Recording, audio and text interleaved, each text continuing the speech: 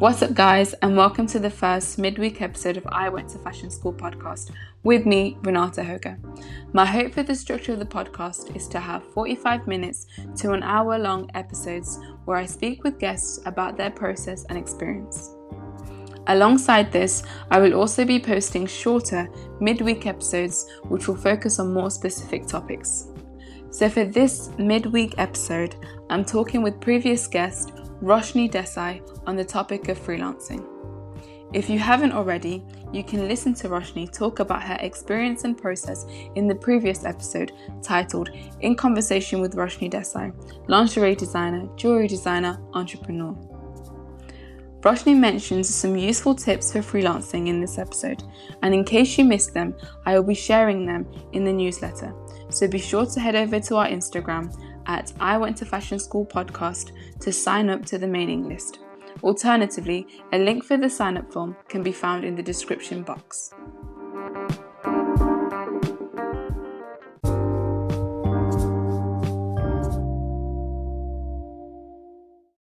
So once you graduated on the fashion contour course, or contour fashion, I always get it wrong. Sorry. It's okay. It's contour fashion, right? Yes. Contour fashion. Okay. So after graduating on the contour fashion course at DMU, you said that you did a little bit of freelancing. Yeah, it was just something I did to, I wouldn't say pastime, I would say to gain experience whilst I was looking for a more permanent role. It was really difficult actually trying to find a job. I'm not trying to discourage anyone who thinks about going into it. It was difficult in the sense that we were the guinea pig year where Brexit was taking place. People weren't sure whether companies are going to have enough money to be able to take on other people or not. Whether that role would then be relevant for them, depending on how laws change and how trades go with different countries. So I started looking at freelancing work to gain some experience in the meantime and just build with smaller companies whilst I can before I then was able to go to a bigger company. And I would definitely say it's an experience I'm glad I did because it inspired me to open up my own business as I'm doing now. It definitely gave me the push I needed because I always thought it was a lot more complex than it actually was. The fashion world and the industry. Yeah, I thought that starting your own business in the fashion world was a lot more difficult than it actually is. A lot of it's what I ended up doing at university anyway. Just my own style and my own way of going about designing it and communicating. I think a lot of people think there's, there's massive risk with using a supplier abroad, which I currently am. I'm using a factory in China, but they were really good with getting my samples sent to me on time, getting done everything I wanted with my designs. So it wasn't, I felt that I had enough confidence in them to be able to put in a proper order. And I was really lucky that I didn't have to source out multiple different factories to create my samples because the first factory that I got in contact with were able to create what I wanted straight away. Oh, okay. That's very fortunate and very like a good one, because you hear crazy stories like there was a hole in the pattern and then 100 different garments have holes in because the pattern had a hole, and it's just like, it's crazy. But yeah, it's very fortunate and a great like experience to know that, you know, you can go to a manufacturing company and kind of get good results firsthand. Yeah, definitely. I mean, so they actually approached me on LinkedIn, which is a really random website to think like, you know, you find a manufacturer on LinkedIn. I think a lot of people search for jobs on there more than anything. But I made connections with loads of different factories, and this one factory contacted me first, and it was around the time where I was thinking I might actually start creating my own thing. So I had conversations with them, and I did express my concern about, you know, the quantity and stuff. But after looking at and comparing the prices, because I was considering getting stuff made in the UK, very, very costly, really costly. And I just thought, you know, I'm spending less by getting it done abroad, so I might as well get it done abroad and have loads more sets to show for it, then get it made in the UK, have limited sets, and then be having to charge people, you know, £100 or so to actually be able to get my money back, which people don't have that money these days. That is 100% true. Yeah.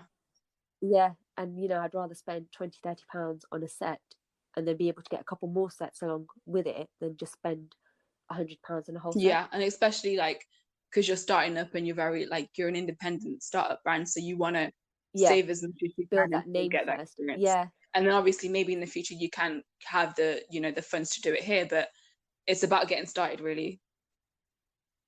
Yeah, definitely is. And I think also creating the correct pricing strategy as well, and who you're targeting towards. Yeah. And you do have, like, I know, having studied like design and everything, we don't really get taught the business side, but just speaking to you, you really have a business head on and a very business like a mindset in the way you kind of go with things. And do you think that came from being a freelancer as well, or was that something that you kind of developed from your younger age? I think a lot of it definitely came from the jewelry side of things, you know, because I was doing all of that by myself. From when I was 18, I was learning all the mistakes then.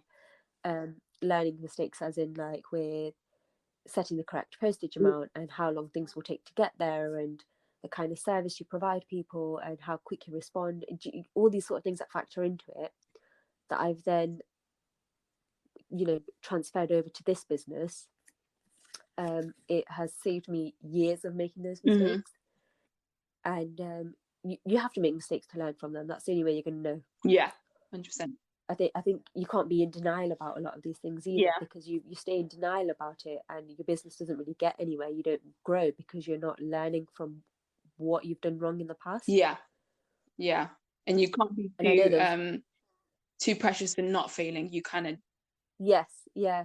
And there was loads of things that I made mistakes with in the past. There was a lot. And, you know, you do get customers that will be really rude to you and will throw a fit and a tantrum. And the way you handle things also, it shapes your business mind too, because you think, this is not how a business would behave. I can't behave as if I'm a person talking to another person.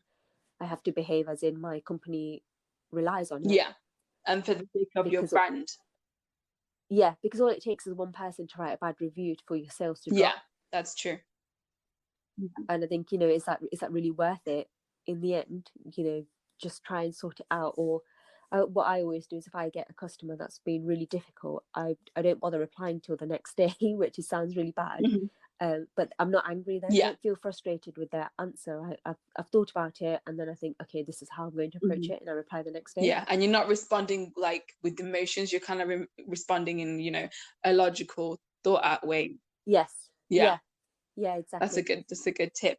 And I guess that kind of tip kind of also can be applied to working as a freelancer as well, because you as a freelancer, you are your brand, and you are going into this company who have their own way of doing things, and you're not a permanent role. You're kind of like an extra help coming into hand in with your own kind of contracts. You're not necessarily part of that team, but also you have to kind of remember that you are representing yourself, because if you have a bad experience with them, you know, they're going to have bad things to say about you as you go out to look for other freelancing opportunities. But how did you deal with that? Did you feel like, you know, an outsider, or did you feel like part of the team, or did you feel like you were an extension? And how did you kind of navigate yourself to make sure that actually you're putting your best foot forward, and also kind of maintaining a good reputation for yourself? So as a freelancer, people will look at your portfolio as your show book, because your portfolio will say, this is everything that I can do, this is what I'm capable of. So that is literally what they grasp on initially, to say, okay, this is a person I want to work with because I've seen what their work looks like. So being part of a team, I did feel part of the team, because I feel that they've looked at my work, they feel confident in my skills and abilities to know that they want to work with me. And because I'm working with smaller companies doing freelance work with them, I'm quite involved in the process of the fit reviews, the actual design work of it, the end product, and working closely with the clients or the owners of the business to help them achieve their dream. and what they want at the end of this project. So I think you have to, although you are an outsider, you know, you're not a permanent part of the company, like you said, you have to look at it as in you are part of that team, because you've got to be involved and be understanding to what the client wants to be able to achieve that end brief. So I think it's really important to have an open mind when you go into freelance work. It is difficult working with people who obviously have their own mindset of how they want things to look, but at the end of the day, you've got to remember you're just doing the work that they can't do, or they need help with, or they need some guidance with. You're helping and assisting on that. So it's not necessarily your work, and it's really hard trying to hide those emotions and saying, well, I don't really like this, I don't like that, because that's not what you're there for. You're kind of filling in the gap. You're not necessarily here to kind of drive and paint this picture. You're just kind of supporting them and be almost like a crutch, and they're kind of still going with their own aesthetic, their own vision, but you're just here aiding the skills that you have to help them. Of course. Like with the company I'm working with now, they know their designs and what they want to do, but they needed somebody to create the technical files and to liaise with the factory and get the fit samples and stuff. So everything that happens after design process, that's what they needed help with. And you'll get companies that are at all stages of this, and it's really where you think you can help them the most. So obviously the more skills you feel comfortable in, the better it is for you, because you're able to get more work out of it, I suppose. Having that experience also helps you to understand how businesses work, how the industry works, not only just as a designer and the creative process, but actually the different parts of what it takes to produce. And I think you also said that you were more inclined to go into freelance work because of the limited opportunities in terms of job opportunities and positions and vacancies. But freelancing kind of helped you to kind of pitch yourself at the different pitch your skills at the different companies and brands that needed help. Absolutely. And it shows that you're able to work at different levels as well. It shows you can work within a small team as well as a big team. You're able to cater towards smaller companies and able to get all of these other things done.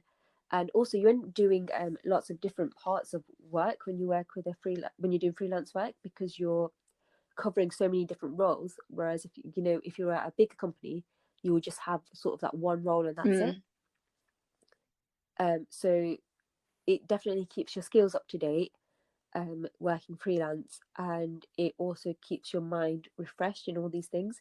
Because I think once you go into industry, you become so honed in on a specific area that everything else sort of seems to slack. Whereas when you're doing freelance, you're dipping in and out of every single area bit by bit and utilizing all those skills that you learned at university. And it does seem quite daunting to think, there's no job opportunities out there. It's just the current situation. And there's so many small companies that do need help, that are willing to take on somebody like this, because a lot of them will take on students or graduates because they can't afford somebody that's, that's already a professional within industry. And they already have like a set price as their annual, income and things. Exactly. So graduates and students and people who are looking for work experience are a lot more flexible to these things. So I'll definitely say, if you are looking for a full-time job, in the meantime, try and take on a freelance one, just so you're building your portfolio up as you go along. Because a lot of them will look at your CV and say, oh, well, you haven't really done anything after university, have you? Where's your experience? You haven't got any. Whereas even if you've done 2 months at a company for freelance work, that's still 2 months more than you would have had before. And like work experience is one thing that they encourage at like university, because some universities you have a whole year to do work internships and work experience, or you have a term. That actually putting yourself out there and doing like extra freelance works gives you a little bit more opportunity to kind of not only gain experience but also get paid. Definitely. And talking on payment and things, how did you negotiate like payment and your fees? Because obviously as a freelancer, you some companies have a budget where they're like, we want a freelancer in, and this is how much we're willing to pay. But also as a freelancer, you can also pitch yourself. But how do you negotiate yourself in terms of how much you're getting paid for your work? Yeah, so I would look at what a yearly salary would be for somebody of my age, my skills, and the stage I'm currently at. So sort of like in a junior role. So if I was looking to get a freelance job somewhere in London, it would probably be around between £21,000 to £25,000 as an annual salary. Yeah. If I'm then going to do freelance work for somebody for a month, I would then divide that number by 12 to get a monthly income. So if I know I've got a month contract with them, I would use that monthly figure from that 21 to 25,000 as a base. Yeah. And I would break it down to say, you know, £600 of this is for design work, £500 of this is for technical stuff, and show my breakdown costs like that to show that this is what each service and fee would cost if this is what you wanted. Yeah. And then there's also a website called People Per Hour, which people like me, like if I did freelance work, as if I wanted to pursue it a bit further, would put myself on there and I'd put my hourly rates and services that I can offer. So there's people that can actually hire your service out through that website. Nice. So I'd have a look at what other people are pitching themselves at and what they're pricing their services at, and then compare it to mine to say, am I charging too much or too little for it? Yeah, and I think also using that calculation. So I will add the calculations into our mailing list and the link as well. So if anyone that's listening wants to kind of use that formula to kind of calculate how much they want to earn, or just want to find out a little bit more about freelancing, I'll definitely put a little bit in the mailing list. But having that formula actually like assures you as a designer, as a freelancer, that you're worth that. Because sometimes people kind of, you know, want you to go a little bit lower, but actually if you know, like, no, this is the logical formula that actually makes sense, I'm not pitching too high, I'm not asking more of from you than, you know, than what is required. I think it's a really good formula to kind of use, because I think one of the stigma of freelancing is, you know, I pay whatever amount I like and there's not really a steady income. But actually, if you use the formula, you kind of, you're meeting your how much you need to live, but also not selling yourself short. Yeah, definitely. And it's one of those things where I think, you know, everybody wants the cheaper service they can get. Yeah. Of course, at the end of it, it is about how much money you're willing to spend. And when I was negotiating with a client beforehand, they would say, oh, this is too high. And I would, you know, I'd get back to them and say, actually, people are charging a lot higher than this. This is quite a reasonable fee. Yeah. This covers this, and this. I'm happy to renegotiate a bit lower to this price. However, I won't go any lower than that. And you have to just stick your ground a bit, because you can't be doing so much work for a whole month and then only accepting, you know, £200 for it. That's not a livable thing to go by. It's not. So you know, you might be desperate for a job or for some opportunity. If they're not willing to pay you properly for it, I wouldn't actually go forward with that. I would find somebody that is willing to pay me properly, because at the end of the day, you've got to make your living as well. Exactly. And also, just because you're a freelancer and you're not a permanent position, that doesn't mean your work is not of less value. Do you know what I mean? Like, yes, yeah, exactly. It's not a permanent role, but at the same time, your work is still valuable, and what you're bringing to the team still needs to be credited for. Yeah. Definitely, like, stick to your guns and get paid what you deserve. Yeah, exactly.